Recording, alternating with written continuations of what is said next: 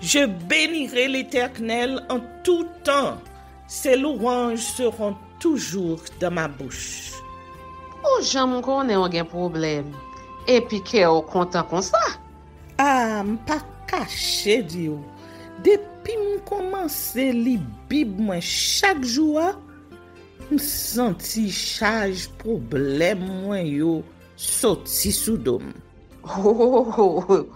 Si c'est comme ça, moi pour aller couvrir acheter un Bible. Dégagez au marché. Mais en attendant, ou qu'attendez radio télévision d'espoir?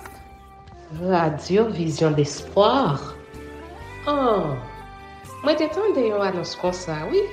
Mais qui ça a te dit? Lecture de la Bible en un an. Une émission qui vous accompagne à la découverte des trésors cachés de la parole de Dieu sur Radio Télévision d'Espoir. Chaque jour de 11h à 11h30 du matin, excepté mercredi 5h30, 6h de l'après-midi, samedi 7h30, 8h du matin, avec les sœurs Chantal Saint-Hubert, Claude Louis Orisma et votre servante Maudeline Maurice Hilaire.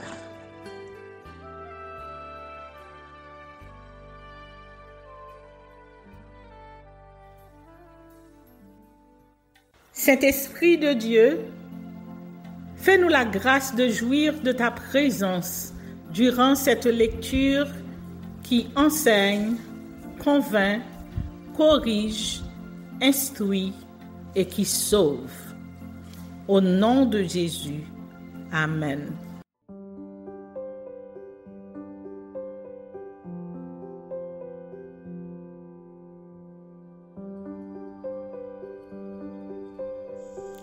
Job chapitre 5.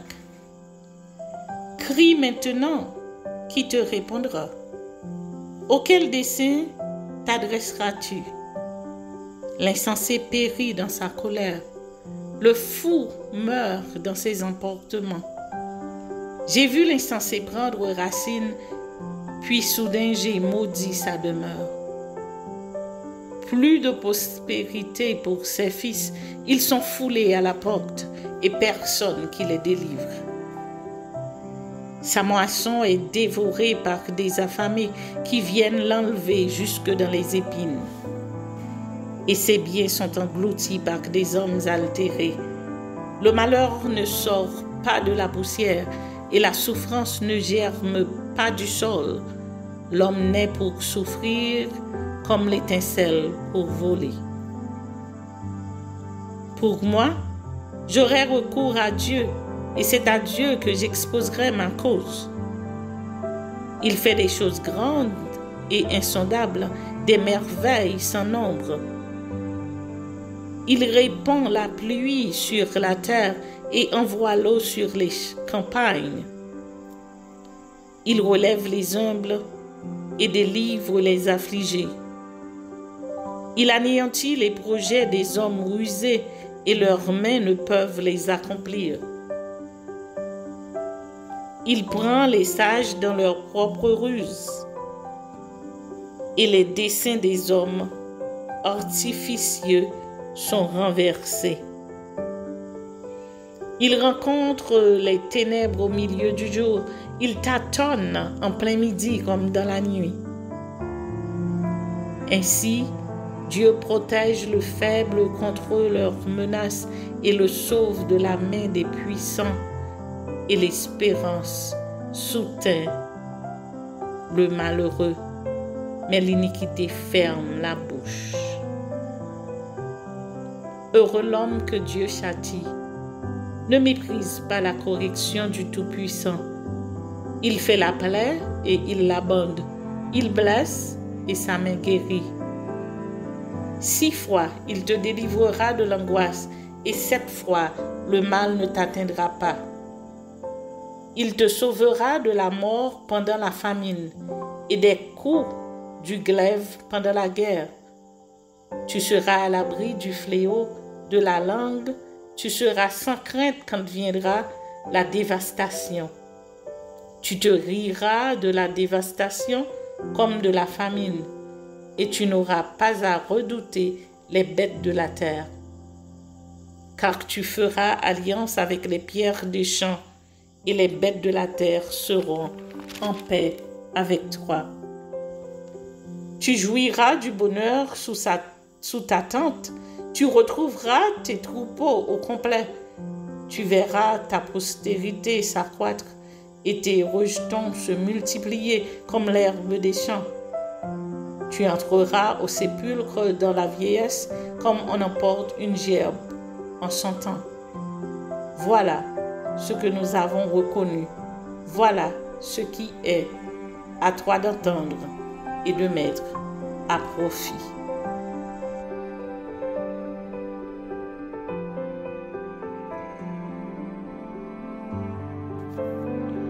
Job chapitre 6. Réponse de Job à Éliphaz. Job prit la parole et dit: Oh, s'il était possible de peser ma douleur, et si toutes mes calamités étaient sur la balance, elles seraient plus pesantes que le sable de la mer.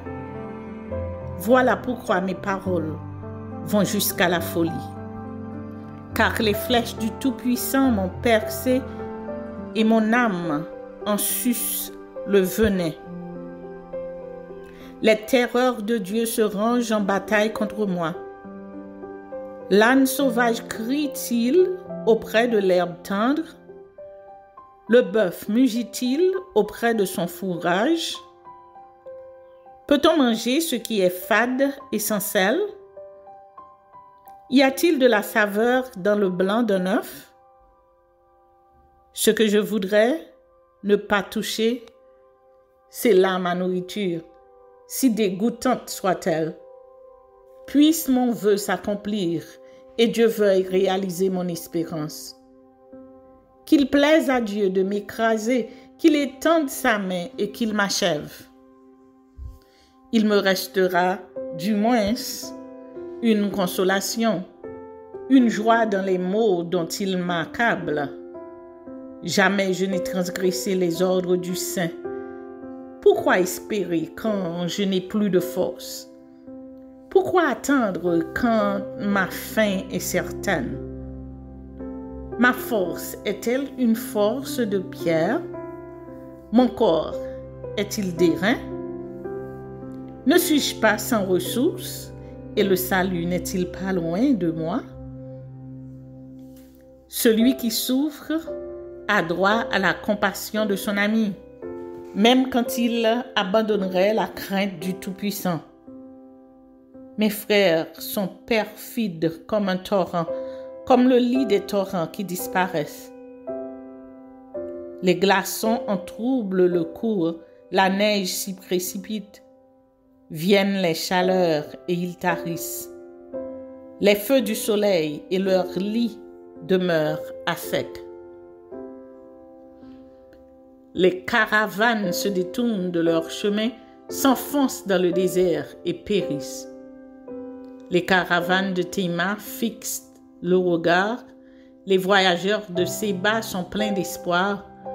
Ils sont honteux d'avoir eu confiance. Ils restent confondus quand ils arrivent. Ainsi, vous êtes comme si vous n'existiez pas. Vous voyez mon angoisse et vous en avez horreur. Vous ai-je dit, donnez-moi quelque chose? Faites en ma faveur des présents avec vos biens. Délivrez-moi de la main de l'ennemi, rachetez-moi de la main des méchants. Instruisez-moi et je me tairai. Faites-moi comprendre en quoi j'ai péché. Que les paroles vraies sont persuasives, mais que prouvent vos remontrances. Voulez-vous donc blâmer ce que j'ai dit et ne voir que du vent dans les discours d'un désespéré? Vous accablez un orphelin, vous persécutez votre ami. Regardez-moi, je vous prie. Vous mentirai-je en face? Revenez, ne soyez pas injuste. Revenez et reconnaissez mon innocence. Y a-t-il de l'iniquité sur ma langue et ma bouche ne discerne-t-elle pas le mal?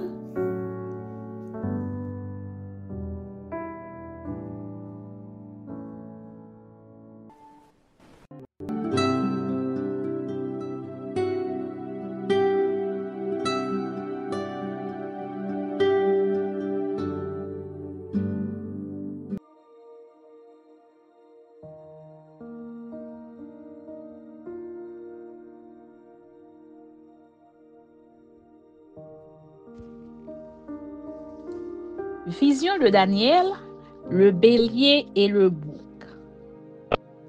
Daniel chapitre 8. La 3e année du règne du roi Belshazzar, moi, Daniel, j'eus une vision, outre celle que j'avais eue précédemment. Lorsque j'eus cette vision, il me sembla que j'étais à Suse, la capitale dans la province d'Élam, et pendant ma vision, je me trouvais près du fleuve du Laï. Je levai les yeux, je regardai, et voici un bélier se tenait devant le fleuve, et il avait des cornes.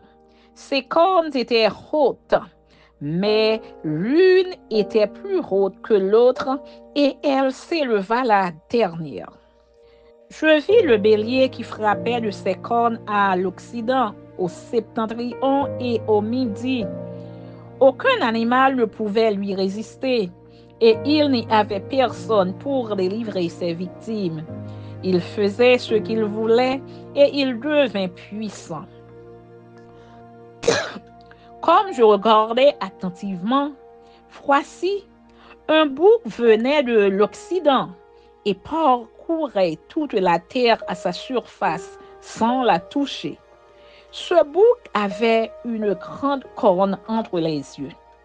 Il arriva jusqu'au bélier qui avait des cornes et que j'avais vu se tenant devant le fleuve, et il courut sur lui dans toute sa fureur. Je le vis qui s'approchait du bélier et s'irritait contre lui. Il frappa le bélier et lui brisa les 2 cornes, sans que le bélier eût la force de lui résister. Il le jeta par terre et le foula, et il n'y eut personne pour délivrer le bélier. Le bouc devint très puissant, mais lorsqu'il fut puissant, sa grande corne se brisa. 4 grandes cornes s'élevèrent pour la remplacer aux 4 vents des cieux. De l'une d'elles sortit une petite corne qui s'agrandit beaucoup vers le midi, vers l'Orient et vers le plus beau des pays. Elle s'éleva jusqu'à l'armée des cieux. Elle fit tomber à terre une partie de cette armée et des étoiles, et elle les foula. Elle s'éleva jusqu'au chef de l'armée, lui enleva le sacrifice perpétuel et renversa le lieu de son sanctuaire. L'armée fut livrée avec le sacrifice perpétuel à cause du péché. La corne jeta la vérité par terre et réussit dans ses entreprises. J'entendis parler un saint, et un autre saint dit à celui qui parlait: pendant combien de temps s'accomplira la vision sur le sacrifice perpétuel et sur le péché dévastateur? Jusqu'à quand le sanctuaire et l'armée seront-ils foulés? Et il me dit: 2300 soirs et matins, puis le sanctuaire sera purifié. Tandis que moi, Daniel, j'avais cette vision et que je cherchais à la comprendre, voici quelqu'un qui avait l'apparence d'un homme se tenait devant moi. Et j'entendis la voix d'un homme au milieu de l'Ulaï. Il cria et dit: Gabriel, explique-lui la vision. Il vint alors près du lieu où j'étais, Et à son approche, je fus effrayé et je tombai sur ma face. Il me dit, « Sois attentif, fils de l'homme, car la vision concerne un temps qui sera la fin. » Comme il me parlait, je restai frappé d'étourdissement, la face contre terre. Il me toucha et me fit tenir le bout à la place où je me trouvais. Puis il me dit, « Je vais t'apprendre ce qui arrivera au terme de la colère, car il y a un temps marqué pour la fin. Le bélier que tu as vu et qui avait des cornes, ce sont les rois des Mèdes et des Perses. Le bouc, c'est le roi de Javan. La grande corne entre ses yeux, c'est le premier roi. Les 4 cornes qui se sont élevées pour remplacer cette corne brisée, ce sont 4 royaumes qui s'élèveront de cette nation, mais qui n'auront pas autant de force. À la fin de leur domination, lorsque les pécheurs seront consumés, il s'élèvera un roi impudent et artificieux. Sa puissance s'accroîtra, mais non par sa propre force. Il fera d'incroyables ravages. Il réussira dans ses entreprises. Il détruira les puissants et le peuple des saints. À cause de sa prospérité et du succès de ses ruses, il aura de l'arrogance dans le cœur. Il fera périr beaucoup d'hommes qui vivaient paisiblement. Et il s'élèvera contre le chef des chefs, mais il sera brisé sans l'effort d'aucune main. Et la vision des soirs et des matins dont il s'agit est véritable. Pour toi, tiens secrète cette vision, car elle se rapporte à des temps éloignés. Moi, Daniel, je fus plusieurs jours languissante et malade. Puis je me levai et je m'occupais des affaires du roi. J'étais étonné de la vision et personne n'en eut connaissance. Amen.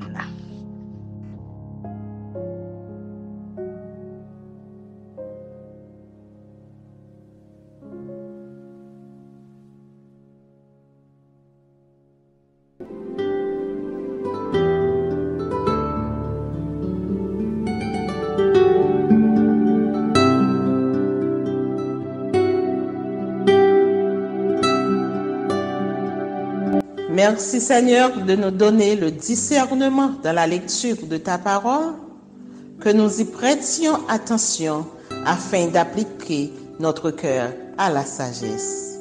Amen. Que celui qui a des oreilles pour entendre, entende, et que celui qui lit fasse attention.